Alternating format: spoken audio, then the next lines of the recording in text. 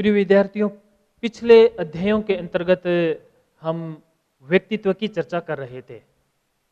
व्यक्तित्व के बारे में हमने जाना, व्यक्तित्व का क्या अर्थ होता है उसके बारे में जाना, और ऐसे कौन कौन सी बातें हैं या फैक्टर्स हैं जो हमारे इस व्यक्तित्व को प्रभावित करते हैं। बहुत सारे फैक्टर्स के बारे में हमने जानकारी प्राप्त की। इस अगले चैप्टर के अंतर्गत हम व्यक्तित्व के विकास के बारे में चर्चा करेंगे कि व्यक्तित्व का विकास क्या है, कैसे होता है एक व्यक्तित्व का विकास। तो सर्वप्रथम व्यक्तित्व के विकास को जानने से पहले हम व्यक्तित्व विकास के अर्थ को समझें कि व्यक्तित्व विकास का अर्थ क्या है।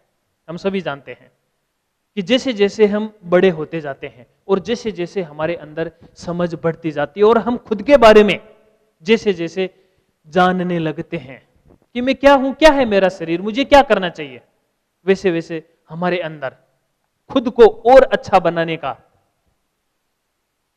हम प्रयास करते हैं।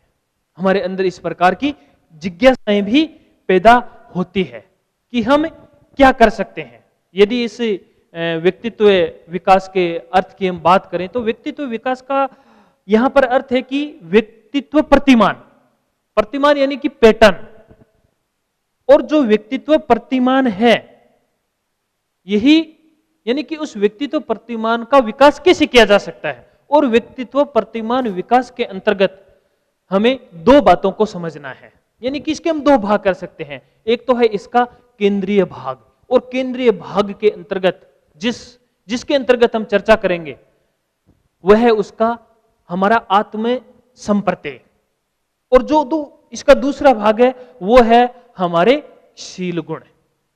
आत्म संप्रत्यय हो सकता है विद्यार्थियों आपके लिए यह एक नया शब्द हो। यदि इसको मैं थोड़ा और सरल शब्दों में आपके सामने रखूं कि आत्म संप्रत्यय है क्या। आत्म संप्रत्यय है हमारा स्व, सेल्फ, जो हमारे अंदर से हमें यह कह रहा है कि मैं कौन हूं, क्या है मेरी पहचान। वह है हमारा आत्म संप्रत्यय। और शील गुण, शील गुण क्या है? व्यक्ति के अंदर पाए जाने वाले जो उसके गुण है वह उसके शील गुण है।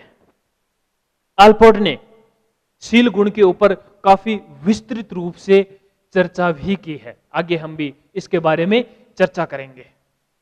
उसे चर्चा करने से पहले हम थोड़ा सा और आत्म संप्रत्यय को जानने का प्रयास करते हैं, और उस आत्म संप्रत्यय की क्या क्या परिभाषा है।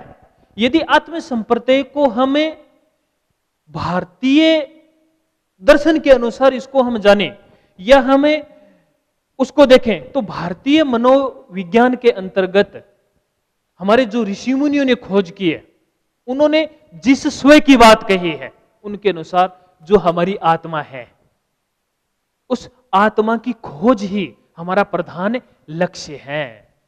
यानी कि हमने स्व को जानने के लिए, उस अध्यात्म को जानने के लिए हमने अधिक प्रयास किए हैं। हमने चेतना के ऊपर बहुत अधिक जोर दिया है। यदि हमें पाश्चात्य संस्कृति की बात करें, यानी कि उस दर्शन की हम बात करें, उन्होंने भी उस स्व को स्वीकार किया है, लेकिन उस स्व को स्वीकार करने के साथ साथ आत्म संप्रत्यय के संबंध में उन्होंने भौतिकता को ज्यादा प्राधान्यता दी है। स्व के मामले में आज भी वहां के जो वैज्ञानिक है, मनोवैज्ञानिक है, वह स्पष्ट नहीं है। फिर भी हमें कुछ आत्म संप्रत्यय से संबंधित कुछ परिभाषाएं यदि देखें तो एक परिभाषा है बर्न्स के अनुसार। उन्होंने कहा है कि हम लोग अपने बारे में क्या सोचते हैं, दूसरे लोग हमारे बारे में क्या सोचते हैं, तथा हम क्या होना चाहते हैं, कि एक समग्र तस्वीर आत्मन है, यानी कि हमारा आत्म संप्रत्यय है। और वास्तव में देखा जाए तो भारतीय दर्शन भी यही कहता है, भारतीय आत्मविज्ञान भी यही कहता है कि मैं कौन हूं, मेरी क्या पहचान है, मैं कहां से आया हूं, मैं क्या होना चाहता हूं। इसी प्रकार से एक और परिभाषा के ऊपर हम कोलहोन तथा एकलोटेला की यदि हम बात करें तो उन्होंने कहा कि आपका आत्म संप्रत्यय आपका मानसिक प्रारूप है। इसमें आपका अपने बारे में ज्ञान, आपकी प्रत्याशाएं एवं ज्ञान सम्मिलित होता है। यदि इन परिभाषाओं को देखें तो इसका अर्थ हुआ कि हमारा जो आत्म संप्रत्यय है वह अपने बारे में एक संगठित प्रत्यक्षण होता है। दूसरा हम यूं भी कह सकते हैं कि व्यक्ति को अपनी प्रत्याशाओं के बारे में पता होता है और व्यक्ति को यह पता होता है कि वह क्या क्या कर सकता है। साथ ही एक पहलू यह भी होता है जिसके अंतर्गत व्यक्ति अपना मूल्यांकन कर पाता है कि वह क्या होना चाहता है। इस प्रकार यदि इन सभी बातों के निचोड़ की तरफ हम ध्यान दें तो यह आत्म संप्रत्यय यानी कि हमारा जो स्व है हम उसका किस प्रकार से विकास कर सकते हैं और हमारे स्व का विकास ही हमारे व्यक्तित्व का विकास है। यदि आत्म संप्रत्यय के अवयवों के ऊपर हम गौर करें तो आत्म संप्रत्यय के जो 3 अवयव बताए गए हैं कि प्रत्यक्ष परक अवयव, प्रत्यक्ष परक यानी कि जो प्रत्यक्ष है, जो कुछ हमें दिखाई दे रहा है वह हमारा प्रत्यक्ष परक अवयव है। इसके साथ ही यदि हम प्रत्ययात्मक के अवयव की बात करें तो इसके अंतर्गत व्यक्ति की वो विशेषताएं या योग्यताएं एवं अयोग्यताएं होती है। जैसे व्यक्ति, शरीर आदि दूसरों के विचारों पर क्या प्रभाव पड़ता है और स्वयं व्यक्ति अपने बारे में, अपने शरीर के बारे में क्या सोचता है। और यदि अभिवर्ती परक अवयव की हम बात करें तो इसके अंतर्गत व्यक्ति के स्वयं के प्रति भाव यानी कि फीलिंग्स आते हैं। यानी यह अभिवर्ती यानी कि खुद की स्वयं की फीलिंग्स से संबंधित अवयव हो गया। यानी कि हम यूं कह सकते हैं कि जो हमारा स्व है वह स्व क्या कर रहा है, वह क्या देखना चाहता है, वह क्या चीज है, प्रत्यक्ष अप्रत्यक्ष, या हम क्या खुद के बारे में या दूसरों के बारे में भी हम फील करते हैं। यदि आत्म संप्रत्यय के प्रकारों की बात करें तो इनको 2 प्रकारों में बांटा गया है। एक तो है हमारे आधारभूत संप्रत्यय। ये जो आधारभूत संप्रत्यय है इसके अंतर्गत यह आत्म प्रत्यय इस बात पर आधारित होता है कि वह वास्तव में कौन और क्या है। इस प्रकार के आत्म प्रत्यय में व्यक्ति के वे प्रत्यक्षीकरण होते हैं कि वह कैसा दिखाई देता है, वह अपने आप को और अपनी योग्यताओं और अयोग्यताओं को किस रूप में पहचानता है। आप यूं समझ सकते हैं कि आधारभूत के अंतर्गत वो सभी प्रकार की योग्यताएं आती है जिसके अंतर्गत उसकी नेगेटिविटी भी और पॉजिटिविटी भी है। लेकिन यदि आदर्श आत्म संप्रत्यय की हम बात करें तो उसके अंदर केवल और केवल सकारात्मक पक्ष ही रहता है। अर्थात जो आदर्श आत्म संप्रत्यय होता है उसके अंतर्गत व्यक्ति अपने आप की एक आदर्श छवि बनाना चाहता है। आत्म संप्रत्यय का विकास यदि हमें स्वयं को थोड़ा सा टटोल के देखें कि जन्म से लगा करके और आज हम जिस एज तक पहुंचे हैं उस एज तक यदि हम खुद की थोड़ी सी एनालिसिस करें तो हमारे यह चीज अपने आप समझ में आ जाती है कि किस प्रकार से एक आत्म संप्रत्यय का विकास होता है। क्योंकि जब एक जो छोटा बच्चा होता है, क्योंकि यही हमारे व्यक्तित्व का पैटर्न बनता है, एक जो छोटा बच्चा होता है वह छोटा बच्चा जिसको समझना बड़ा मुश्किल होता है, लेकिन मनोवैज्ञानिकों ने जो रिसर्च की है उसके अनुसार 1 साल तक का जो बच्चा होता है वह अपने आप को यह समझता है कि वह बाकी सभी से एक अलग तरह का प्राणी है। और जैसे जैसे वह विकास करता है, समाज में दूसरे लोगों के साथ में उसका इंटरेक्शन होता है, दूसरे लोगों के साथ में वह उठता है, बैठता है, परिवार के साथ, समाज के साथ, और वह फिर धीरे धीरे क्या होता है, स्कूल भी जाना शुरू होता है। और जब इन सभी से वह मिलता है, जुलता है, और जब वह इनको समझता है तब वह अपने स्व का धीरे धीरे विकास करता है। और यह भी कहा गया है कि एक बार आत्म प्रत्यय बनने के बाद यद्यपि वह स्थिर रहता है, परंतु नए अनुभवों के बढ़ने के साथ इसमें संशोधन और परिवर्तन भी होता है। हम सभी जानते हैं कि आज से 5 साल पहले हम क्या थे, 10 साल पहले क्या थे।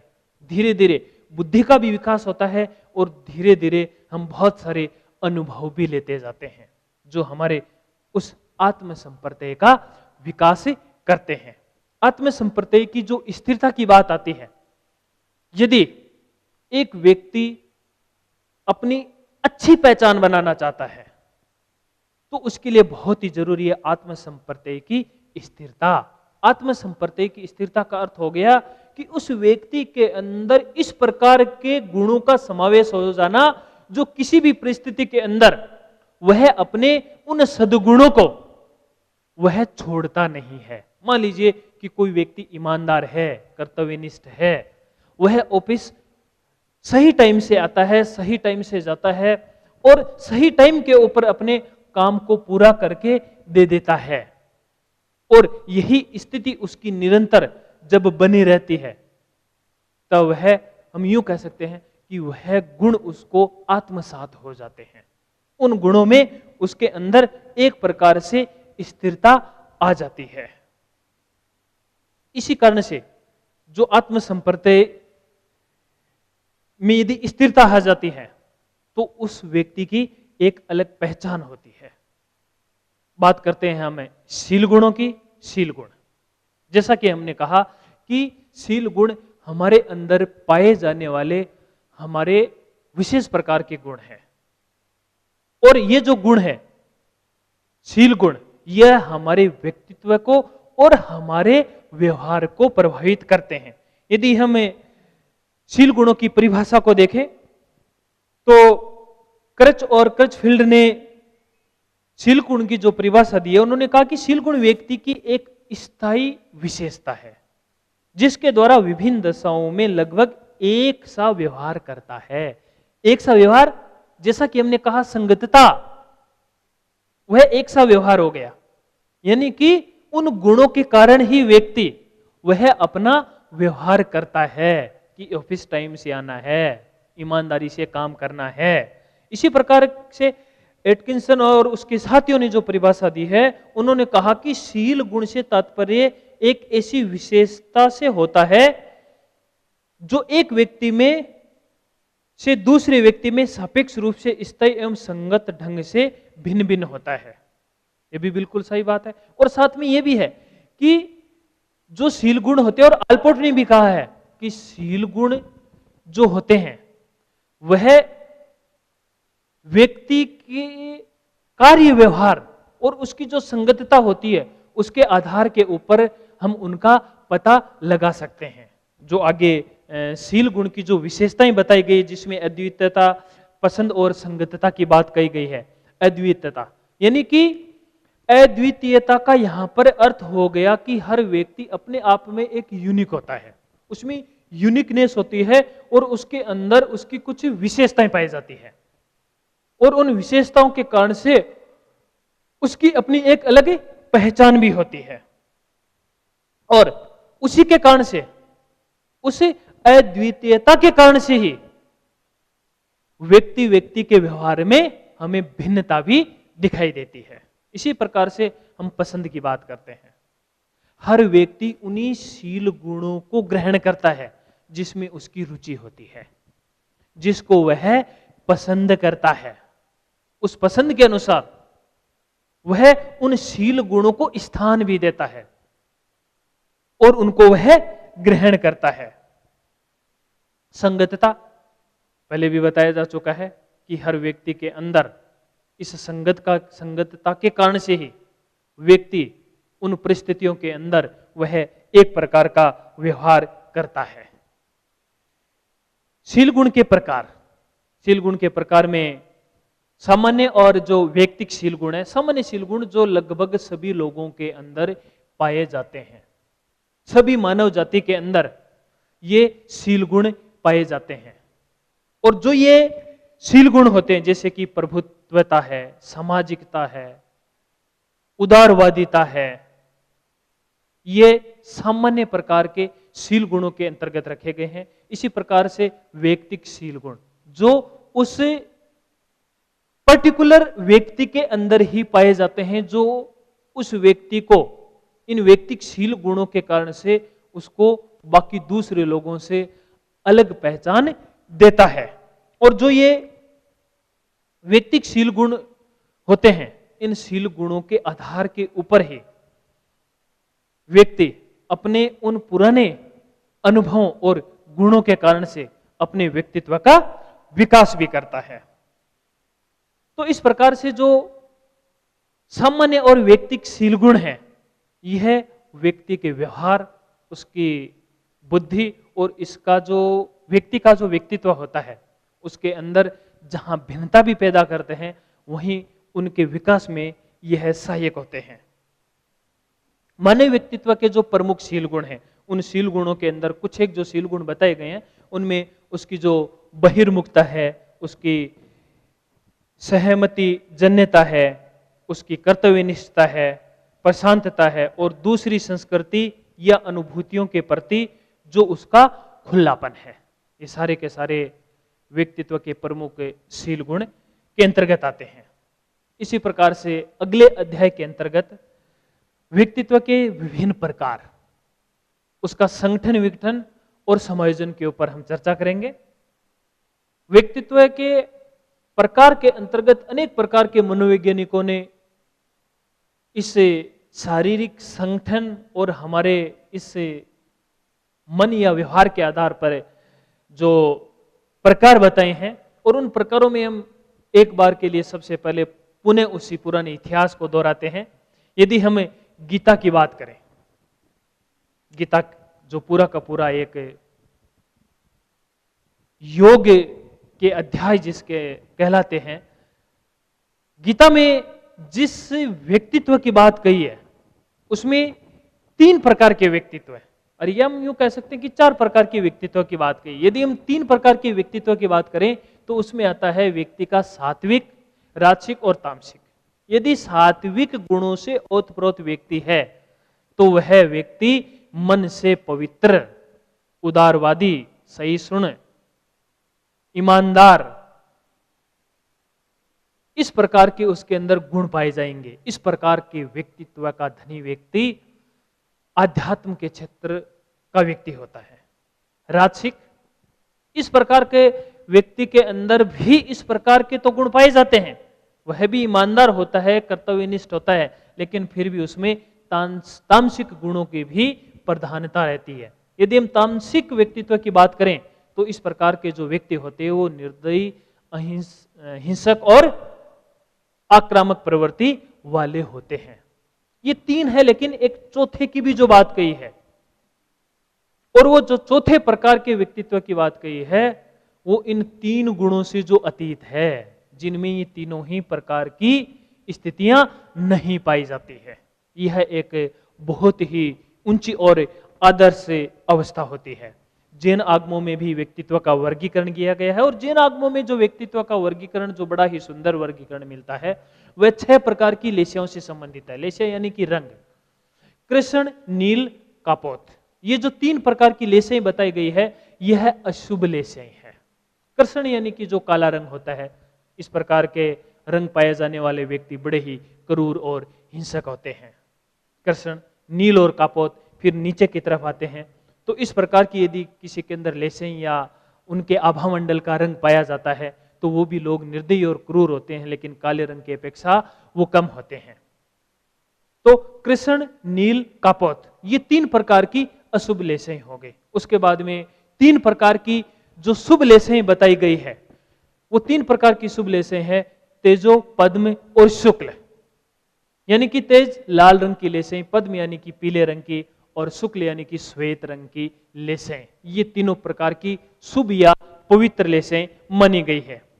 हिप्पोक्रेटस ने भी व्यक्तित्व का जो वर्गीकरण किया था, उसने कहा कि एक व्यक्ति के अंदर 4 प्रकार के जो द्रव्य पाए जाते हैं उसके अनुसार उसका व्यक्तित्व होता है। उसने पीला पित्त, काला पित्त, कफ आदि की जो बात कही है उसके अनुसार अलग अलग प्रकार का व्यक्तित्व होता है। इसी प्रकार से केत्समर और सेल्डन, ये जो दो वैज्ञानिक ऐसे थे जिन्होंने व्यक्ति के शारीरिक संगठन को देख करके और व्यक्तित्व का वर्गीकरण किया। और जो केत्समर था उसने 4 प्रकार का जो व्यक्तित्व बताया, उसके अनुसार स्थूलकाय है, कृशकाय है, पुष्टकाय और मिश्रकाय है। जैसा कि नाम है, स्थूलकाय यानी कि जो शरीर से बहुत ज्यादा मोटे होते हैं, स्थूल शरीर वाले होते हैं,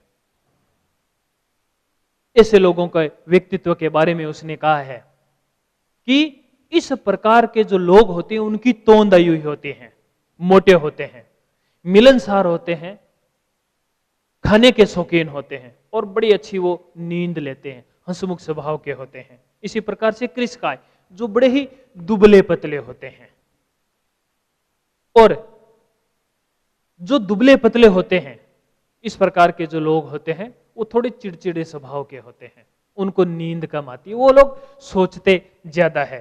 पुष्टकाय जो होते हैं, पुष्टकाय जिनका शरीर थोड़ा गठीला होता है, और मिश्रकाय जो जिसको हम यूं कह सकते हैं जो कृशकाय है या जो मोटे लोग हैं उनका जो मिलता जुलता रूप होता है वो मिश्रकाय प्रकार के होते हैं। इसी प्रकार से सेल्डन ने भी व्यक्तित्व का जो वर्गीकरण किया है उसने उसमें एंडोमॉर्फी, मेसोमॉर्फी और एक्टोमॉर्फी की जो बात कही गई है, एंडोमॉर्फी के लोग थोड़े मोटे और नाटे होते हैं, मेसोमॉर्फी सुडौल शरीर वाले होते हैं, उसी प्रकार से एक्टोमॉर्फी वाले लंबे और दुबले पतले लोग होते हैं।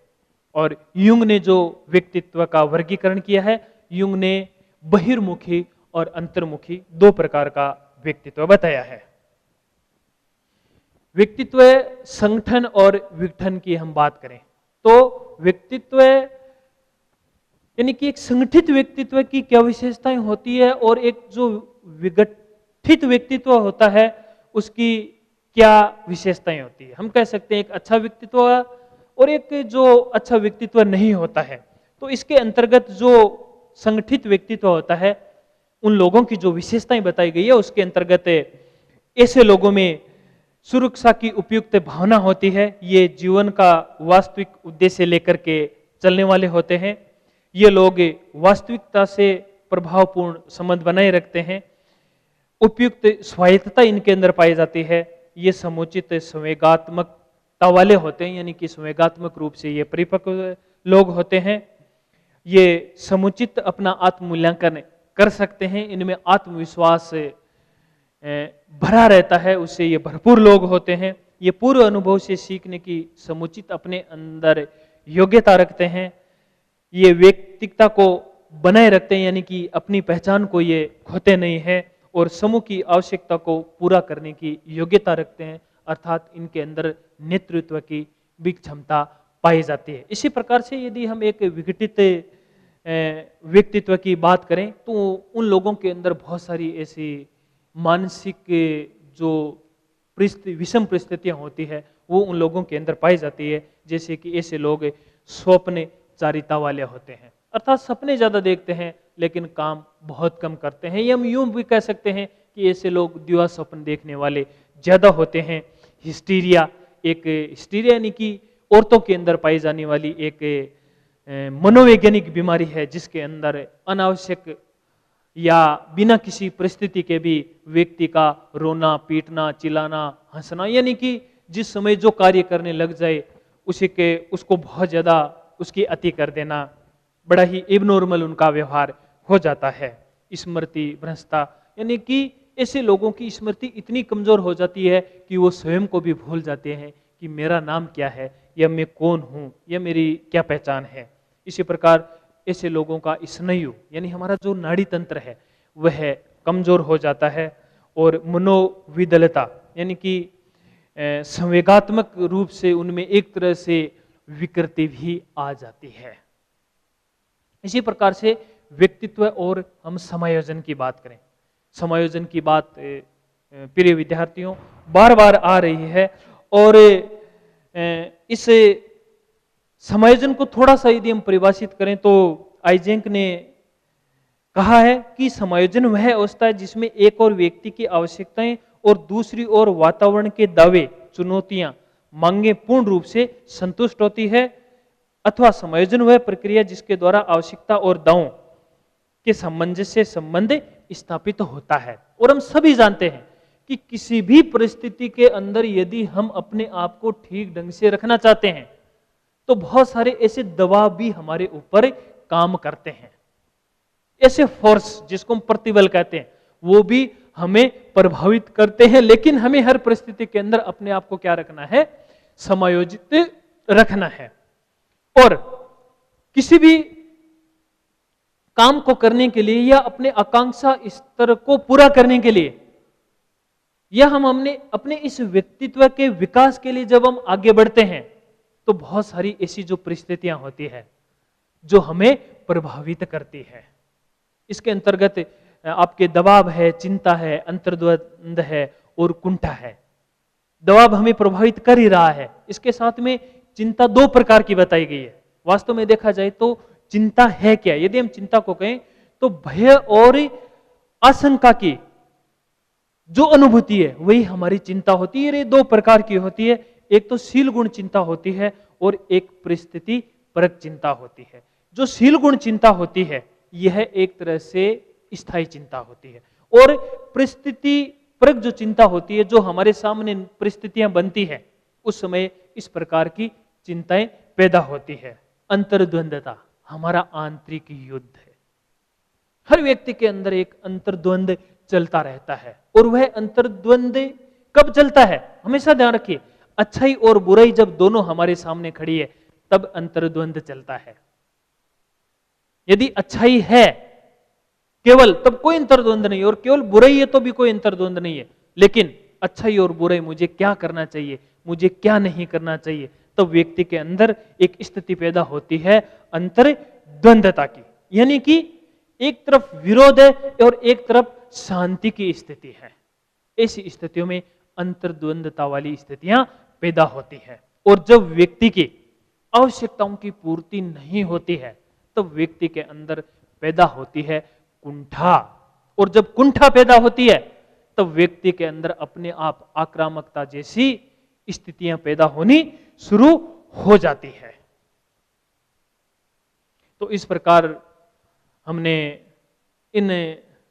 इस व्यक्तित्व से संबंधित कि व्यक्तित्व से हम हमारे इस व्यक्तित्व का कैसे विकास कर सकते हैं, और इस व्यक्तित्व को जहां अनेक प्रकार के जो विभिन्न प्रकार के कारक हमें प्रभावित कर रहे हैं, उन कारकों के साथ में हम किस प्रकार से समायोजन को बनाए रखें और उस समायोजन को बनाए रखते हुए उस व्यक्तित्व का कैसे विकास कर सकते हैं।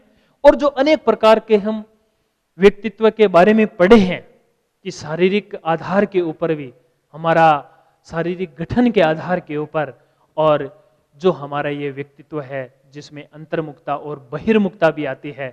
तो इस प्रकार प्रिय विद्यार्थियों, हमने व्यक्तित्व के संगठन, उसके विघटन, उसकी विशेषताएं और समायोजन के बारे में पढ़ा। तो जो हमारा व्यक्तित्व है उस व्यक्तित्व के विकास में हम इन सभी बातों को ध्यान में रखते हुए अपना सर्वांगीण विकास हम कर ही सकते हैं। आज की क्लास में इतना ही। धन्यवाद।